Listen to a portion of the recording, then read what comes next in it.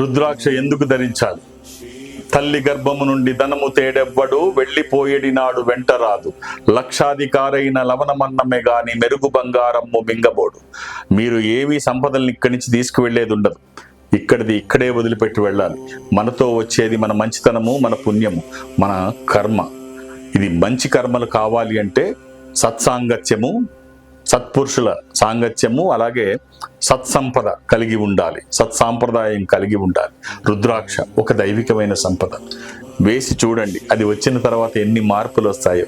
మీరు సరైన రుద్రాక్ష వేసుకోగలిగితే జీవితం అంతా పాజిటివ్గానే ఉంటుంది.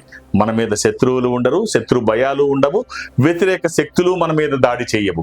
ఖచ్చితమైన రుద్రాక్ష మీరు తెలుసుకోవాలనుకుంటున్నారా? నాతో కాంటాక్ట్ అవ్వాలనుకుంటే, హైదరాబాద్లో నన్ను కలవాలి అని మీరు అనుకుంటే ఈ నెంబర్తో కాంటాక్ట్ అవ్వండి.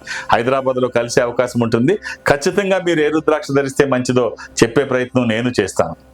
మన డేట్ ఆఫ్ బర్త్ చెప్పంగానే ఆ చక్రం వేయటం కానీ అది కానీ కొన్ని సెకండ్స్లో జరిగిపోయేటువంటి ఓ ప్రక్రియ.